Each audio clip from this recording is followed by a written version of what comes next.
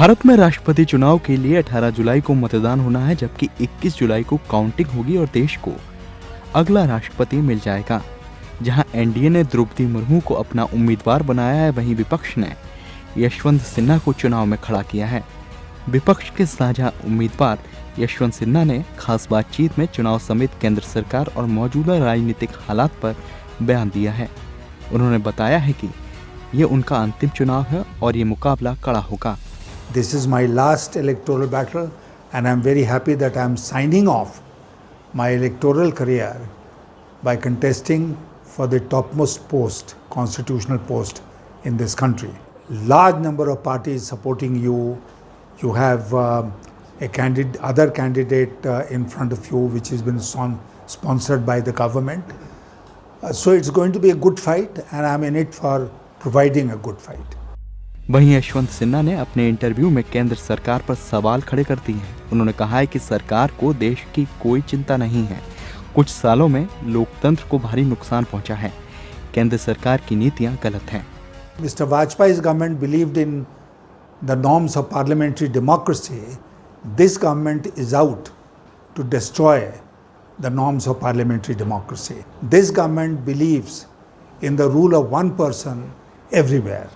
So that's why institutions of democracy in our country have been devalued in the last 8 years. राष्ट्रपति चुनाव में जीत के लिए 5,43,216 vote की जरूरत है, जबकि एनडीए के पास 5.26 लाख वोट हैं। ऐसे में द्रौपदी मुर्मू को 13,000 अतिरिक्त वोटों की जरूरत है, लेकिन मुर्मू को बीएसपी प्रमुख मायावती से लेकर बीजेडी के प्रमुख और ओडिशा के सीएम नवीन पटनायक, जेएमएम के कार्यकारी अध्यक्ष और झारखंड के सीएम हेमंत सोरेन, वाईएसआर कांग्रेस ने समर्थन देने का ऐलान कर दिया है।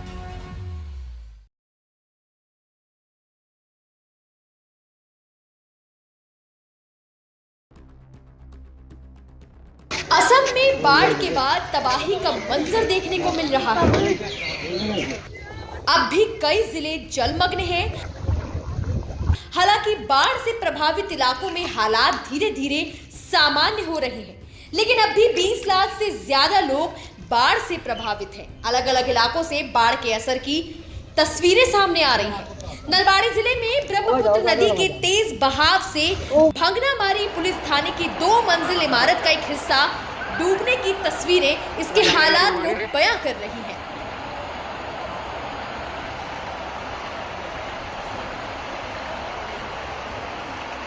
असम सरकार बाढ़ पीड़ितों को सभी तरह से सुविधा मुहैया कराने में जुटी हुई है। इस बीच असम के मुख्यमंत्री हिमंता बिस्वा शर्मा ने भवानीपुर इलाके के बाढ़ प्रभावित इलाकों का दौरा किया। सीएम खुद पानी में उतर गए और अधिकारियों को जरूरी दिशा निर्देश दिए।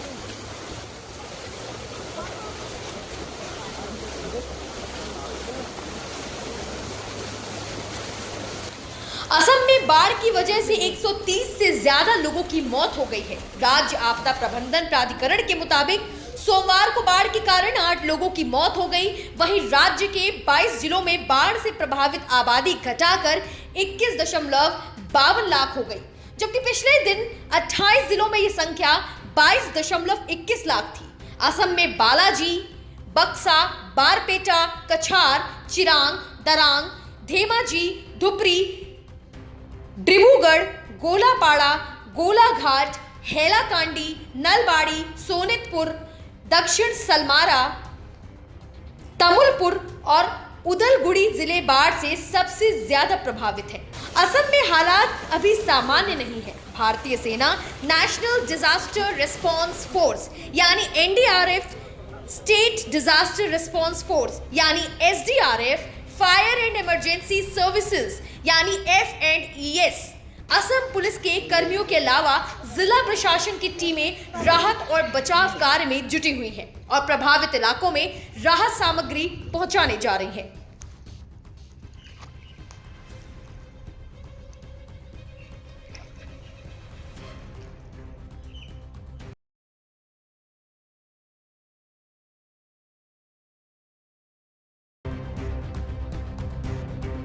फैक्ट चेकर और ऑल्ट न्यूज के सह संस्थापक मोहम्मद जुबैर को दिल्ली पुलिस ने गिरफ्तार कर लिया। उन पर धार्मिक भावनाएं आहत करने का आरोप है। जुबैर की गिरफ्तारी के बाद सियासी गलियारों में बयानबाजी जारी हो गई है।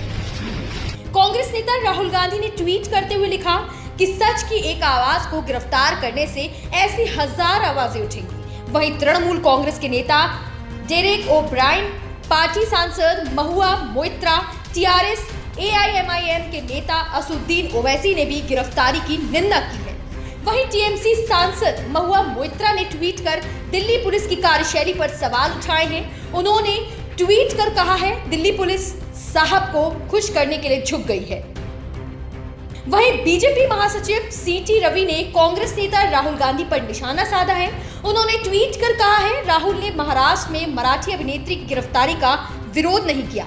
वहीं जब राजस्थान में महिलाओं और बच्चों के साथ बलात्कार हुआ तब भी राहुल गांधी ने अपना मुंह बंद रखा, लेकिन वो एक जिहादी के लिए आंसू बहा रहे हैं जिसने हिंसा भड़काई। जबकि मध्य प्रदेश के गृह मंत्री नरोत्तम मिश्र ने प्रेस कॉन्फ्रेंस कर जुबैर को टुकड़े टुकड़े गैंग का हिमायती बताया। हमारी जो बेटी दिल केतकी चितले मुंबई में गिरफ्तार हुई थी, उस पर उन्होंने ट्वीट नहीं किया जो 1 महीने तक बंद बनी रही, वहां पर इनकी सरकार थी। लेकिन जुबैर पे ट्वीट जरूर करेंगे ये, क्योंकि वो टुकड़े टुकड़े गैंग का हिमायती था। यही इनकी सोच को दर्शाता है, यही इनकी राजनीति को दर्शाता है और यही इनके पतन का कारण भी है। जुबैर की गिरफ्तारी पर दिल्ली पुलिस की एफआईआर में कहा गया है कि जिस ट्वीट पर फैक्ट चेकिंग वेबसाइट के सह संस्थापक मोहम्मद जुबैर को गिरफ्तार किया गया, उसमें ऐसे शब्द और चित्र थे जो लोगों के बीच अत्यधिक उत्तेजक और घृणा की भावना को भड़काने के लिए पर्याप्त से अधिक थे।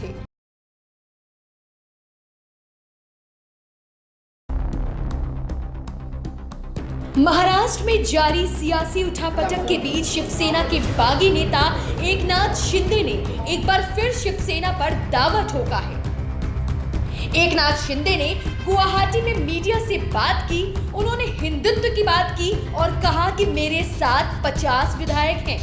हमने शिवसेना नहीं छोड़ी, हम बाला साहेब ठाकरे की विचारधारा को आगे ले जा रहे हैं। उन्होंने बड़ा ऐलान किया कि हम ही असली शिवसेना है और सभी विधायक जल्द मुंबई जाएंगे। हमारे जो स्पोक्स पर्सन केसरकर जी है, आपको पूरी जानकारी, इंफॉर्मेशन, जो हमारा जो स्टैंड है, हमारी जो भूमिका रही है, जो उसकी जानकारी वो बार बार आपको दे रहे हैं।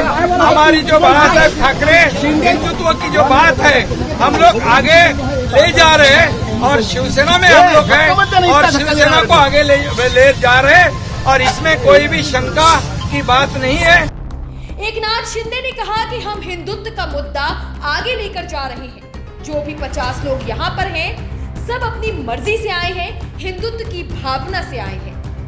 इथे 50 लोक आहेत, हे 50 लोक स्वतःच्या मर्जीने आलेत आणि ते खुश आहेत, आनंदी आहेत। एक भूमिका घेऊन आम्ही आलेलो आहे। या कुठल्याही परिस्थितीमध्ये स्वतःच्या स्वार्थासाठी इथे 40-50 लोक आलेले नाहीत। एक हिंदुत्वाची भूमिका, बाळासाहेबांची भूमिका घेऊन या ठिकाणी हे लोक आलेले आहेत। वहीं महाराष्ट्र के सियासी संकट में राज्यपाल भगत सिंह कोश्यारी की एंट्री हो गई है।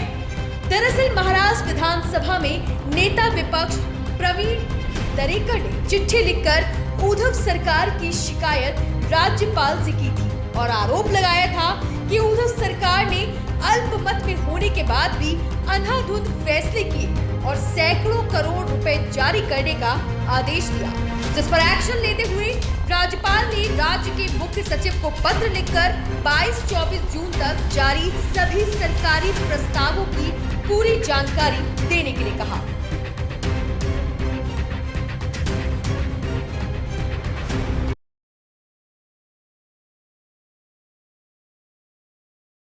Sir, you have such an illustrious career in administration, and this is not the first electoral battle you are fighting. So how different it be, because this is the first electoral battle which would be non-partisan, for the post which is non-partisan. You are right. I'll start by saying that this is my last electoral battle. I have fought many, as you said, electoral battles in my life, This is my last electoral battle, and I'm very happy that I'm signing off my electoral career by contesting for the topmost post, constitutional post in this country. And what else did you ask? Sir, how different you find This is very different. This election is very different. One, because it's for the topmost constitutional post of the country, and the other is because you have large number of parties supporting you.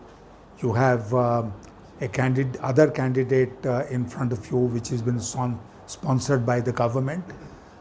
So it's going to be a good fight, and I'm in it for providing a good fight. Sir, you have been a top minister in the Atalji government. You have handled the crucial portfolios.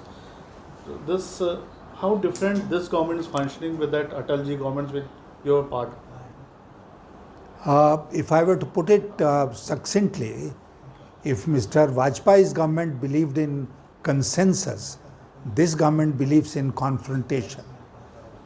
If Mr. Vajpayee's government believed in the norms of parliamentary democracy, this government is out to destroy the norms of parliamentary democracy. If Mr. Vajpayee's government believed in democracy within the party, in the cabinet and outside in the country, this government believes in the rule of one person everywhere. So that's why institutions of democracy in our country have been devalued in the last 8 years, and they have ceased to function. This is the plight of democracy in our country. You are aware of how abroad India, which was well known for its democracy, is now being described as an elected autocracy, which is a matter of great concern for us. And I am in this fight for these principles.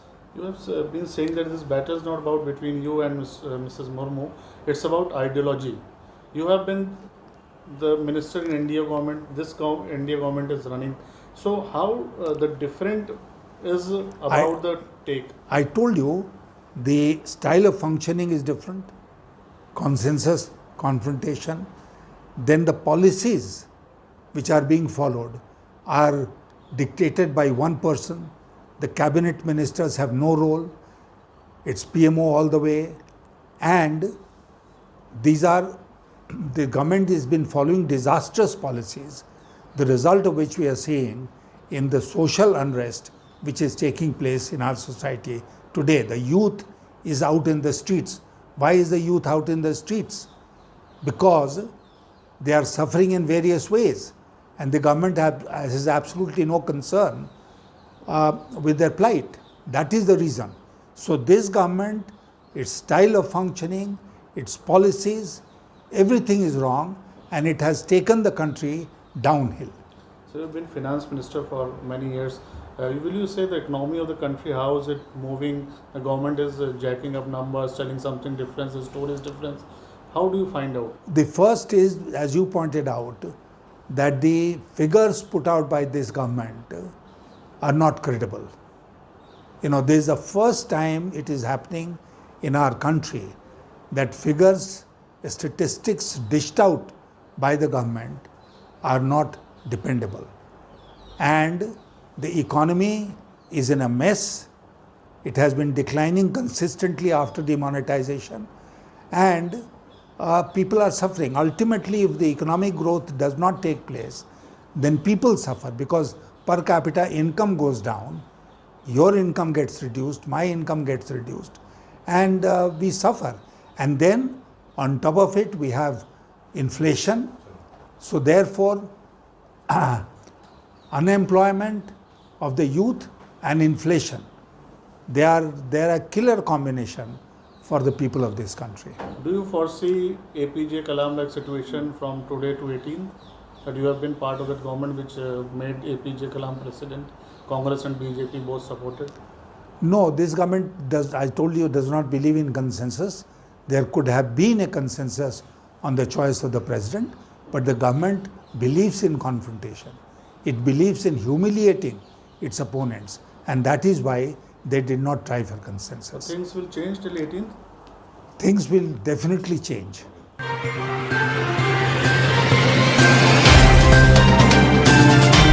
Subscribe now and press the bell icon. Never miss an update.